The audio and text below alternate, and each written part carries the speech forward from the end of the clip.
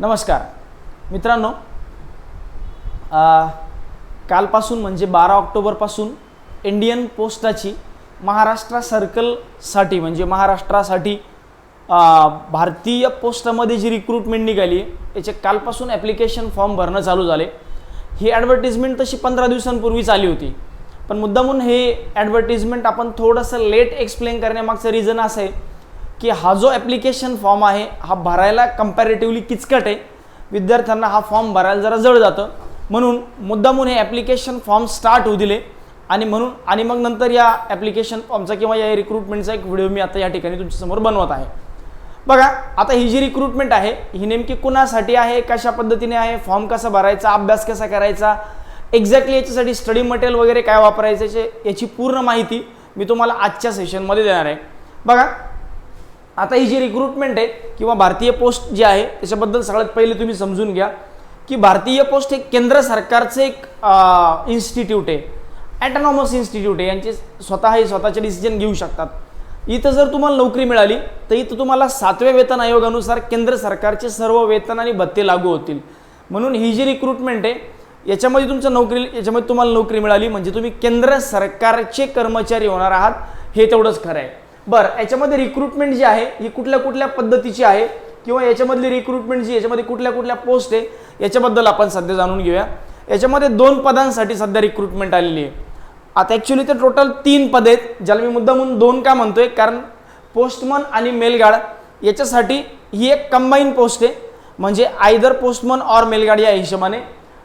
आता पोस्टमन जी आहे महाराष्ट्रामध्ये पोस्टमनची एकूण पद जी आहे ही आहे 1029 आणि मेलगाडीची पदं जी आहेत ही आहेत एकूण 15।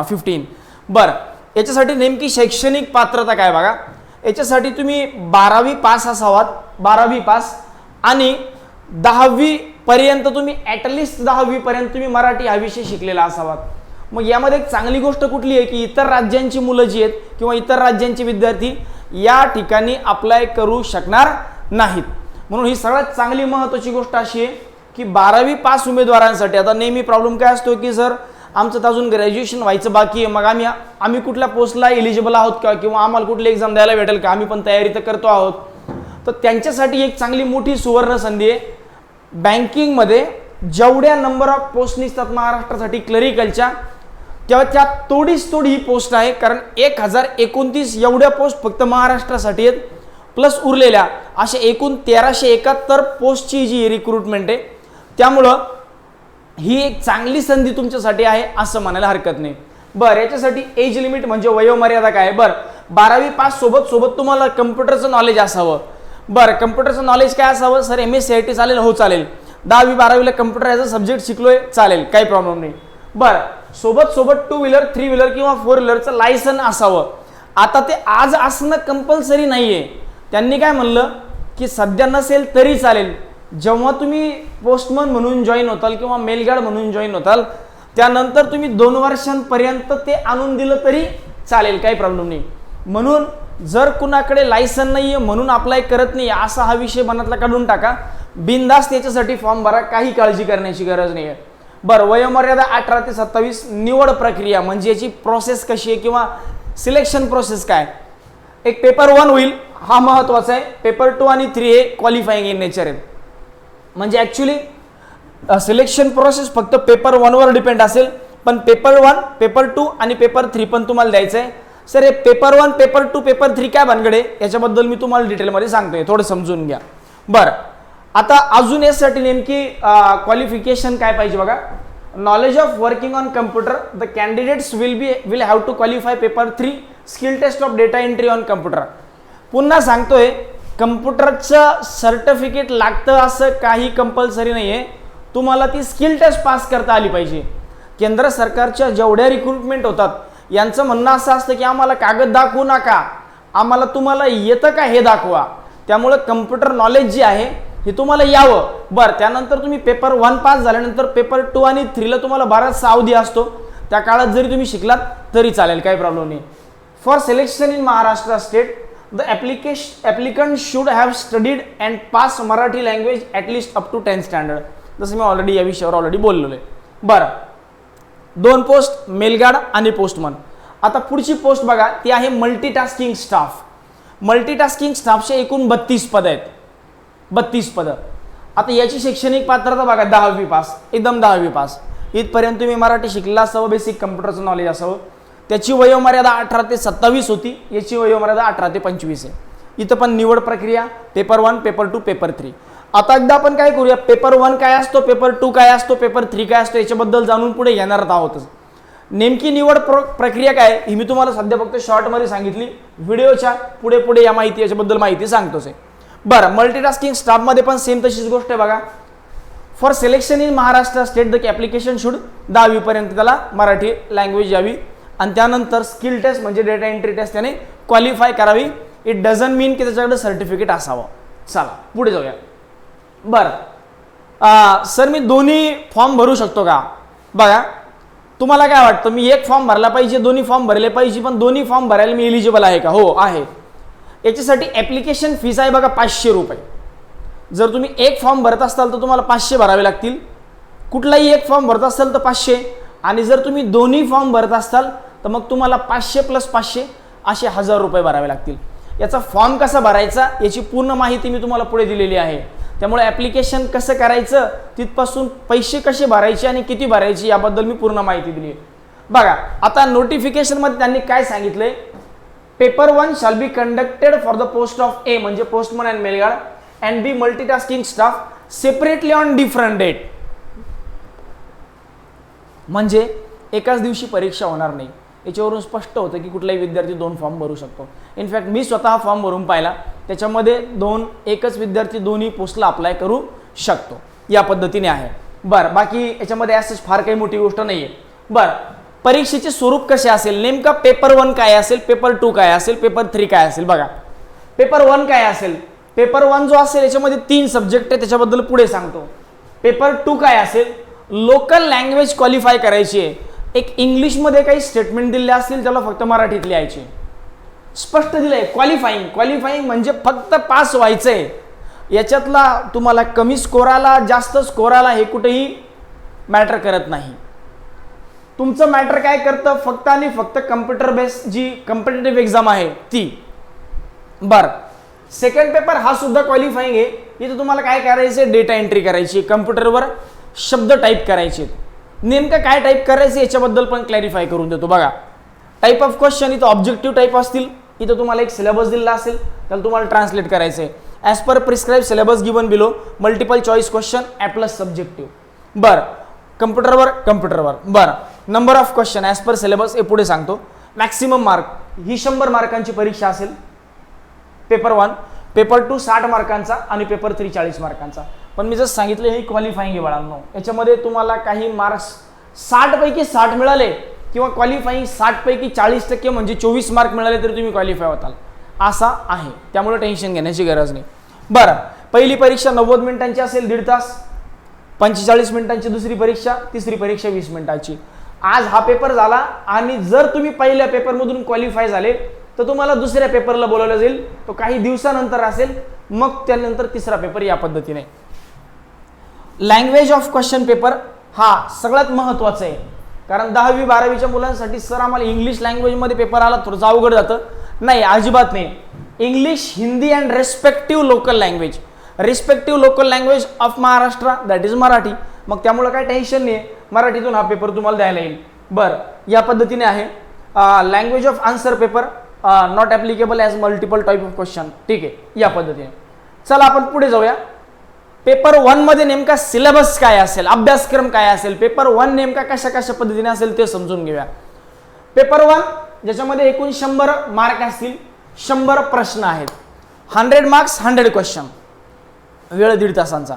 बँकिंगची IBPS ची कुठलीही परीक्षा 100 मार्कांची असते, तिला असतो 1 तास म्हणजे 60 मिनिटं. ही एवढं सोपं आहे की इथं 1.5 तासांचा वेळ आहे, 100 क्वेश्चन आहे. त्यामुळे जे पोरं बँकिंगची तयारी करतात, मुलं मुली जे बँकिंगची तयारी करतात, अशा सगळ्या लोकांनी इकडे अप्लाय करायचं आहे. का अप्लाय करायचं आहे? कारण की सिलेबस आपल्या पट्ट्यातला आहे. सर जॉईन करायचे की नाही करायचं पुढे बघूया, कारण केंद्र सरकारची नोकरी आहे. चला बघा, याच्यामध्ये जनरल अवेअरनेस किंवा जनरल नॉलेज किती मार्कांचं, 30 प्रश्न 30 मार्कांचं. मॅथ्स, क्वांट क्वांट आहे बेसिक, कुठेही ट्रिग्नोमेट्री जॉमेट्री लिहिलेलं नाही बघा.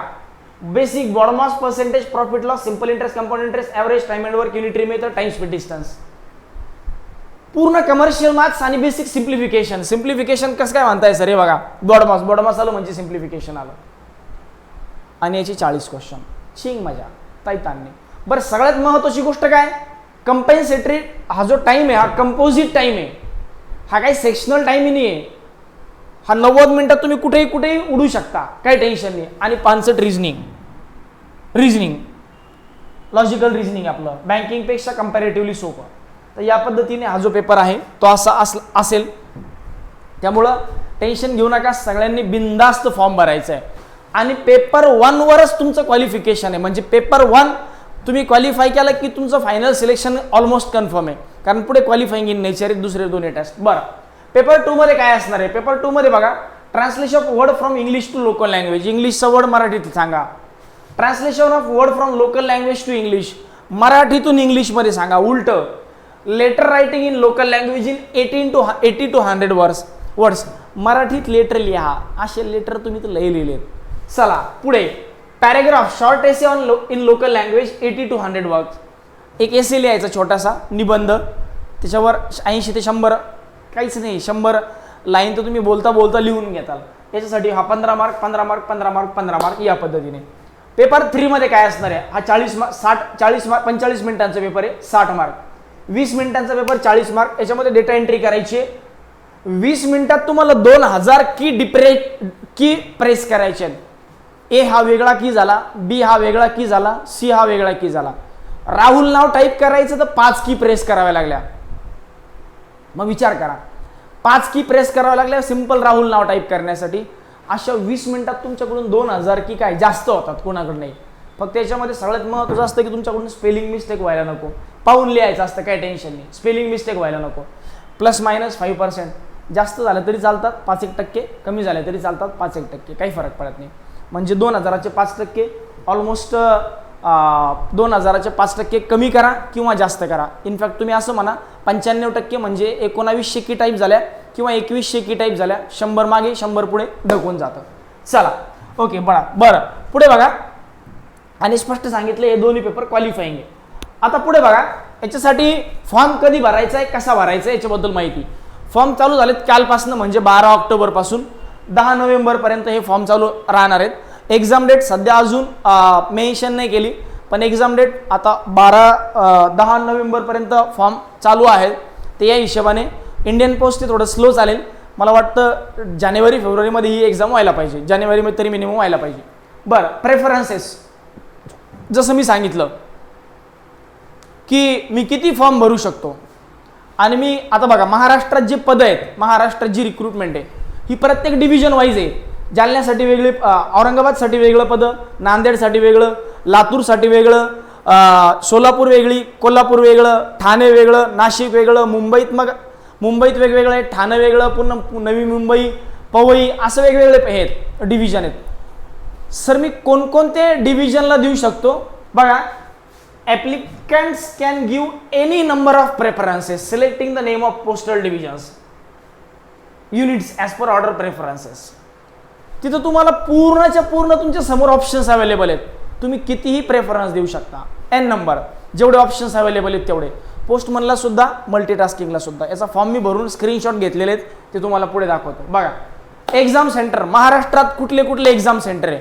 आता एक्झाम सेंटर देताना तुम्हाला आय गेस 2 की 3 प्रेफरन्स द्यायचे, 2 प्रेफरन्स द्यायचे. बरं मग समजा मी पहिलं प्रेफरन्स औरंगाबाद दिलं तर मी दुसरं प्रेफरन्स नगर देईल, कारण जवळ आहे, कनेक्टिव्हिटी चांगली आहे. एखादा बीडचा कॅन्डिडेट आहे तो बीड आणि औरंगाबाद देईल, कनेक्टिव्हिटी चांगली आहे. एखादा विद्यार्थी जळगावचा आहे तो धुळे आणि जळगाव देईल, कनेक्टिव्हिटी चांगली आहे. समजा अनफॉर्च्युनेटली धुळ्यातून जास्त फॉर्म आले मग जळगावला टाकू शकतात, किंवा धुळ्याचा कॅन्डिडेट नाशिक पण देऊ शकतो, नाशिक पण त्याला जवळ आहे. या हिशोबाने तुम्ही कुठलेही 2 प्रेफरन्स देऊ शकता.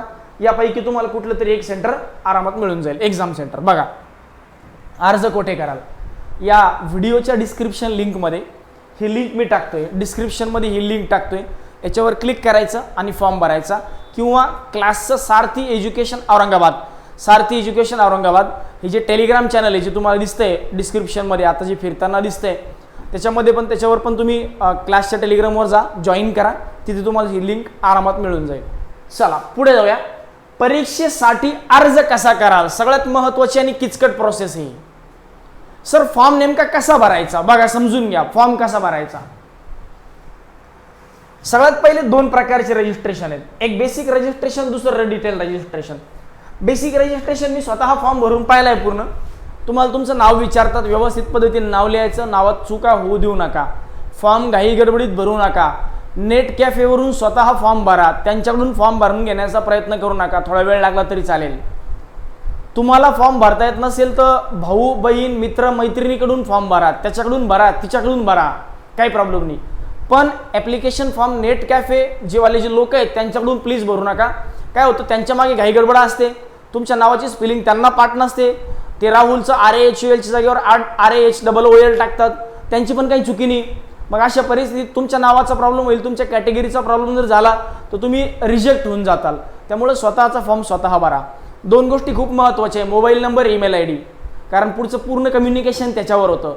ईमेल ID कशासाठी, तुमचा ईमेल कन्फर्मेशन, ईमेल लिंक सगळी त्याच्यावर येते. त्यानंतर मोबाईल नंबर कशासाठी, OTP येतो, OTP व्हेरीफाय करावा लागतो बेसिक रजिस्ट्रेशनमध्ये. मग बेसिक रजिस्ट्रेशनमध्ये नाव टाकलं, मोबाईल नंबर टाकला, ईमेल ID टाकला, आधी मोबाईल नंबरवर OTP व्हेरीफाय करून घ्या, पुढे सांगतो मी याबद्दल. आणि मग डिटेल रजिस्ट्रेशनमध्ये काय, पूर्ण माहिती भरायची, तुमच्याबद्दल माहिती, कुठल्या पोस्टला अप्लाय करायचे, शिक्षण काय झालंय, कॅटेगरीला कुठल्या बिलॉंग करता, 10वी 12वी ग्रॅज्युएशनचं मार्क मेमो तुम्हाला तिथं अपलोड करायचे. ग्रॅज्युएशन झालेलं नसेल तर टाकू नका, झालेलं असेल आणि तुमच्याकडे डिग्री सर्टिफिकेट नसेल तर ग्रॅज्युएशनची माहिती भरू नका, काही भरण्याची आवश्यकता नाही, कंपल्सरी नाही आहे. ठीक आहे, बघा अप्लाय कसं करायचं या पद्धतीने. आता नेमका फॉर्म भरण्याच्या अगोदर बेसिक रिक्वायरमेंट काय काय. फॉर्म भरण्याच्या अगोदर जेव्हा तुम्ही फॉर्म भरायला जाणार आहे किंवा फॉर्म भरणं स्टार्ट करणार आहे, आता फॉर्म कसा भरायचा याच्यावर मी तुम्हाला थोडंसं डिटेल बोलतो, कारण हीच प्रोसेस सगळ्यात महत्त्वाची आहे.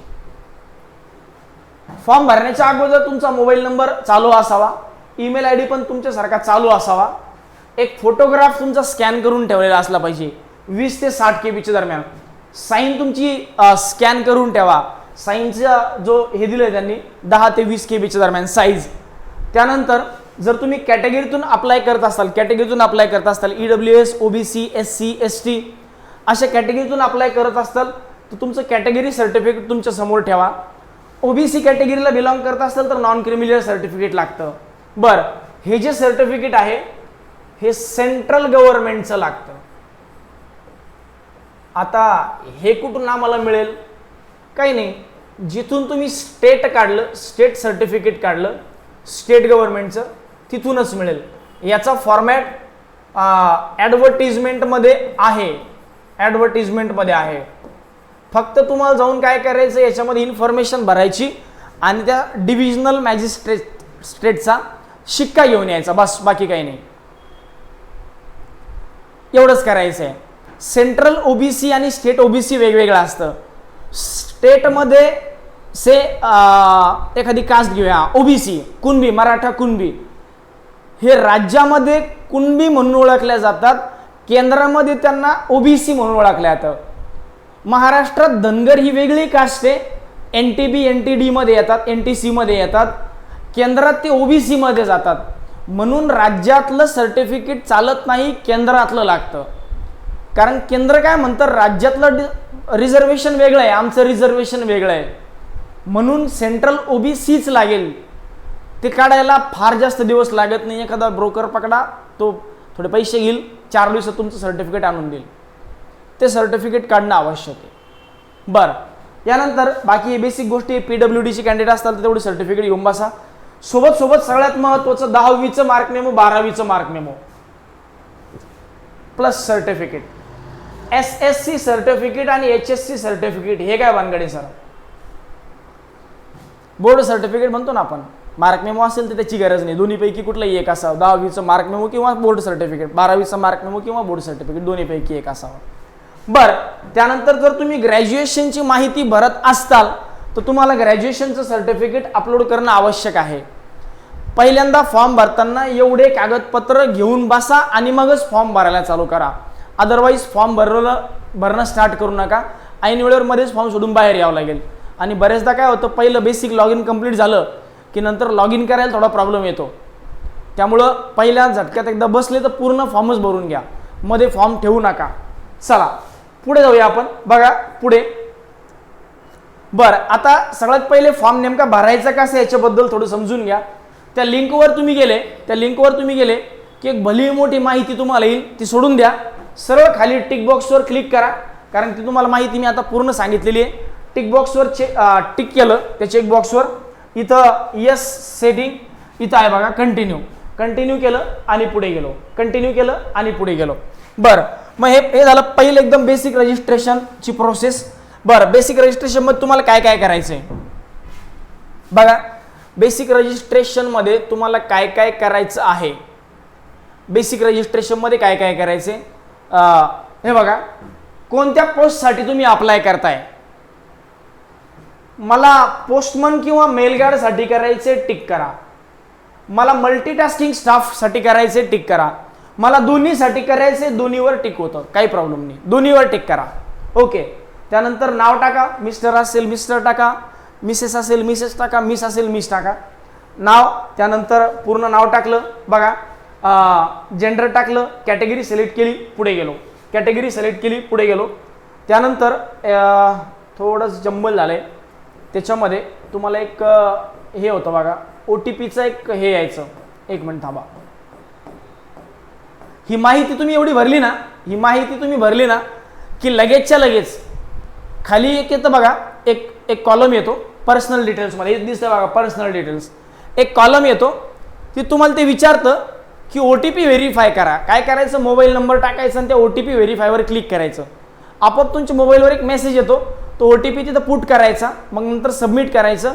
खाली एक कॅप्चा असतो, त्या कॅप्चावर तो एंटर करायचा, क्लिक करायचं, सेव्ह अँड कंटिन्यू झालं तुमचं बेसिक रजिस्ट्रेशन कंप्लीट. जसं बेसिक रजिस्ट्रेशन कंप्लीट झालं की लगेचच्या लगेच तुम्हाला ईमेल येईल, मेसेज येईल आणि एक इथं पण एक चॅट विंडो येईल, विंडो येईल एक अशी. त्या विंडोवर तुमचा रजिस्ट्रेशन नंबर आणि पासवर्ड असेल. समजा चुकून तो ईमेल ID वर किंवा मोबाईल नंबरवर आला नाही तर पेनाने व्यवस्थित लिहून ठेवा, कारण तो फ्युचर रेफरन्ससाठी कामाला येतो.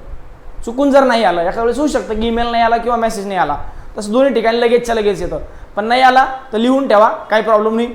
त्यानंतर तुम्हाला हे झाल्यानंतर पुन्हा लॉग इन करायचे आणि मग लॉग इन केलं की मग तुम्हाला बेसिक माहिती विचारलं आहे बघा. बेसिक माहितीमध्ये ते झालं तुमचं पहिलं रजिस्ट्रेशन, कुठलं, पर्सनल. नंतर प्रेफरन्सेस. आता प्रेफरन्सेसमध्ये तुम्हाला 2 सेंटरची लिस्ट द्यायची. औरंगाबाद दिलं, दुसरं नगर दिलं. बाकी बेसिक. पुढे गेल्यानंतर तुम्हाला काय विचारलं, सांगा तुम्हाला कुठल्या डिव्हिजनला प्रेफरन्सेस द्यायची आहे.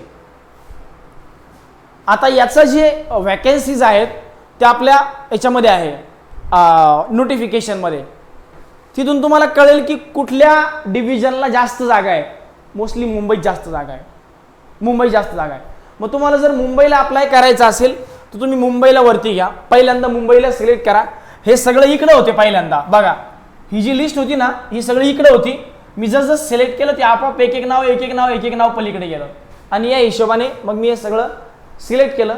जर मला मेलगार्डचे प्रेफरन्सेस पहिले टाकायचे तर मेलगार्डचे प्रेफरन्सेस पहिले टाका, पोस्टमनचे नंतरचे आणि सगळ्यात शेवटी MTSचे. कुणाला वाटतं आधी पोस्टमन घ्यायचे नंतर मेलगार्ड घ्यायचे, MTS सगळ्यात शेवटी घ्यायचं, चालतं, काही प्रॉब्लेम नाही. बरं, हे झालं. हे बेसिक झाल्यानंतर आता तुम्हाला विचारली 10वीची डिटेल्स टाका. मग 10वीच्या डिटेल्स बघा. हे 10वीची डिटेल्स इथं तुम्हाला काय काय विचारलं जातं. तुमचं बोर्ड कुठलं होतं, कधी पास झालात, कोणता इयर आणि मंथ विचारतं. कोणता ग्रेड आहे, first class, second class, third class, या पद्धतीने. आणि कुठले 5 सब्जेक्ट टाकायचे आहेत. मग यात 5 सब्जेक्टमध्ये तुम्ही पहिला सब्जेक्ट मराठी टाका. का, कारण यांना मराठी लागतं. मग मराठी टाकलं, इंग्लिश टाकलं, सायन्स टाकलं, हिस्ट्री टाकलं, जिओग्राफी टाकलं. 5 सब्जेक्ट टाकणं कंपल्सरी आहे, कारण इथं रेड मार्क आहे बघा, स्टार केलंय. आणि बाकी नाही टाकले तरी चालतं, 5 टाकून द्या, बस, दॅट्स इट. बरं, मग पहिल्या सब्जेक्टमध्ये तुम्हाला कोणती रँक भेटलाय, फर्स्ट रँक आहे. समजा इंग्लिशमध्ये मला 60 मार्क मिळाले, फर्स्ट क्लास. मराठीत मला सेकंड क्लास 55 मार्क मिळाले, सेकंड क्लास. या हिशोबाने टाकू शकता. अशी सेम माहिती तुम्हाला 12वीची पण भरायची आहे. सेम माहिती 12वीची. इथं बोर्ड जे हे तुमचं स्टेट बोर्ड येईल, महाराष्ट्र स्टेट बोर्ड. CBSE झाला असेल, CBSE. या हिशोबाने तुम्ही 10वीला बोर्ड आपापल्या हिशोबाने सिलेक्ट करू शकता.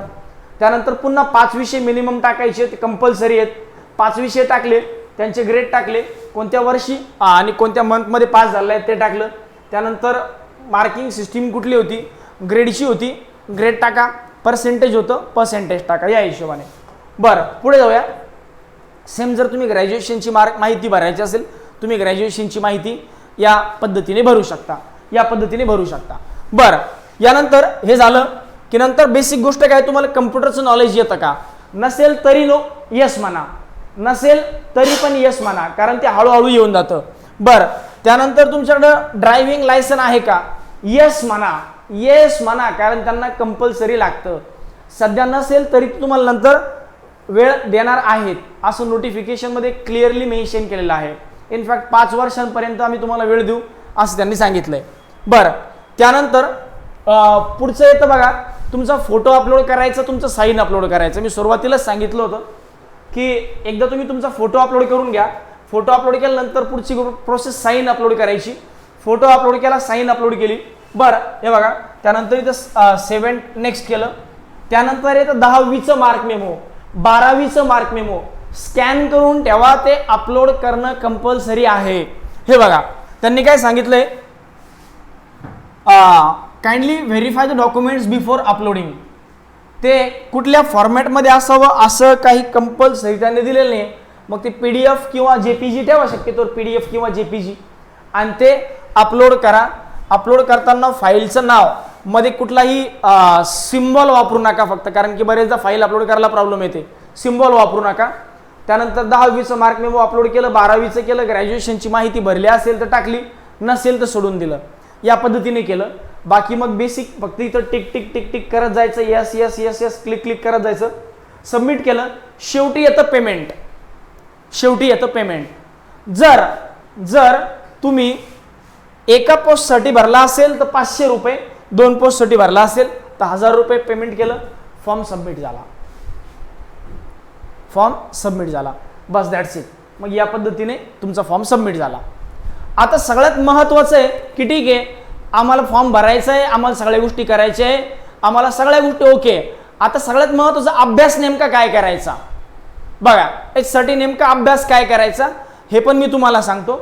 जर तुम्ही ऑलरेडी कुठल्या ना कुठल्या परीक्षांची तयारी करत असाल, ऑलरेडी जर तुम्ही बँकिंगची तयारी करताय, MPSCची तयारी करताय, तर तुमच्याकडे ऑलरेडी मटेरियल आहे. आता याच्यामध्ये नवीन विषय कुठला आहे बघा विद्यार्थ्यांसाठी, नवीन विषय कुठला आहे, नवीन विषय आहे GK किंवा GS. या विषयासाठी मी सांगतो 10वी पर्यंतचं सोशल सायन्स,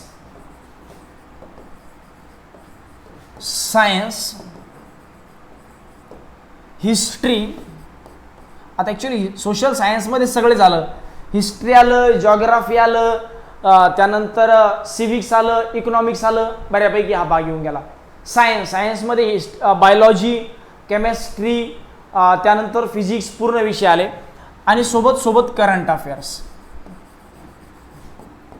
आणि स्टॅटिक GK. स्टॅटिक GK मध्ये काय, डॅम, रिव्हर, हा वाला पार्ट. याच्यासाठी जर तुम्हाला स्पेशल बुक सजेस्ट करायचं असेल तर मी सजेस्ट करेल लुसेंट पब्लिकेशनचं जनरल नॉलेजचं बुक, लुसेंट पब्लिकेशनचं जनरल नॉलेज GK. किंवा जर तुम्हाला हे बुक अजून हे तुम्हाला पटत नसेल तर स्पीडी पब्लिकेशनचं पण एक बुक येतं, हे पण चालेल. स्पीडी पब्लिकेशनचं हे पण चांगलं आहे. सध्या मी एवढं म्हणेल की याच्यावरच जास्त फोकस करा, कारण हाच विषय असा आहे जो विद्यार्थ्यांना थोडा किचकट वाटतो, कारण वास्ट आहे. मॅथ्स रिझनिंग फार काही अवघड नाही आहे. बरं यानंतर जर तुम्हाला मॅथ्सचं मराठीतून बुक पाहिजे, मॅथ्सचं जर मराठीतून बुक पाहिजे तर मॅथ्सचे मराठीत भरपूर बुक आहेत. जसं औरंगाबादमध्ये जर सहजासहजी अवेलेबल होणारं बुक कुठलं, तर एक नितीन महाले सरांचं मॅजिक ऑफ मॅथमॅटिक्स नावाचं बुक आहे बघा, मराठीत आहे, एकदम बेसिक मराठीत आहे. Magic of mathematics Nitin Mahale सरांचं. त्यानंतर जर तुम्हाला रिझनिंगसाठी बुक पाहिजे असेल तर थोडंसं हाय लेवलचं आहे, पण त्याच्यातून सगळंच होऊन जाईल. त्या बुकचं नाव आहे बघा अनिल अंकलगी समथिंग काहीतरी, हे लेखक आहेत, त्यांचं बुक आहे अनिल अंकलगी. त्यांच्या बुक आहे बघा बुद्धिमत्ता चाचणी. बुद्धिमत्ता चाचणी नावाचं बुक आहे, अनिल अंकलगे. आणि जर सगळं बुक कंबाईन पाहिजे असेल तर के सागर पब्लिकेशनचं बुक चांगलं आहे, के सागरचं. के सागरमध्ये मॅथ्स रिजनिंग दोन्ही पण येतं, रिजनिंग आणि मॅथ्स म्हणजे बुद्धिमत्ता चाचणी, ज्याला आपण तुम्ही वरती जनरल इंटेलिजन्स म्हणलात हे चालेल. के सागरचं बुक याच्यामधून पूर्ण सिलेबस जो आहे हा तुमचा कव्हर होऊन जाईल. आणि जे बँकिंगची तयारी करतात त्यांनी याची वेगळी तयारी काहीच करण्याची गरज नाही, बिनधास्त राहा. वेगळी याची काहीच करण्याची तयारी गरज नाही, फक्त त्यांनी जनरल स्टडीजची तयारी करा. जशी डेट अनाऊन्स झाली तर आपण याच्यासाठी एक क्विक रिव्हिजन महिन्याभराची बॅच आपण एक लॉन्च करू, ज्याच्यामध्ये GS, मॅथ्स आणि रिजनिंग तिन्ही विषय क्विकली रिवाईज करून घेऊ. जे विद्यार्थी बँकिंगची तयारी करतात यांच्यासाठी ही बॅच आपल्या सारखीच्या विद्यार्थ्यांसाठी कम्प्लिटली फ्री असेल. 1 महिन्यांची बॅच आपण शेवटी लॉन्च करूयात पोस्टाच्या ॲडव्हर्टिजमेंटसाठी. बाकी तुमचे काही डाऊट्स असतील, याच्याबद्दल तुमचे काही डाऊट्स असतील तर तुम्ही या व्हिडिओच्या कमेंट बॉक्समध्ये तुमचे डाऊट लिहून टाका की याबद्दल आम्हाला अशा पद्धतीने डाऊट आहे, मी त्याला रिप्लाय देऊन टाकेल. किंवा फॉर्म भरताना तुम्हाला काही डाऊट असेल तर तुम्ही मला पर्सनली मेसेज करा किंवा कॉल केला तरी चालेल. फॉर्म भरताना जर काही प्रॉब्लेम असेल तर फक्त तेवढी एक गोष्ट करा की फॉर्म भरताना काय डाऊट आला तर तुम्ही मला बिनधास्त फोन करा. माझा नंबर आहे बघा 9158727777 727777 9158727777. या पद्धतीने या नंबरवर तुम्ही मला कॉल करू शकता किंवा मेसेज केला तर दॅट वुड बी बेटर. ठीक आहे. जे लोक एकदम नवीन आहेत यांच्यासाठी मी स्वतःचं नाव इकडे लिहितोय, तर याच्यावर तुम्ही कॉल मेसेज करून विचारू शकता. बेसिक डाऊट असतील तुम्ही या व्हिडिओच्या कमेंट बॉक्समध्ये टाका. तुमचे पूर्ण डाऊट्स जे आहेत हे आम्ही आमच्या एंडनं क्लिअर करून टाकू. ठीक आहे, चालेल. तर सगळ्यांनी फॉर्म भरा. तोपर्यंत काही मदतीसाठी तुम्ही मला कॉल मेसेज करू शकता. चला, थँक्यू व्हेरी मच.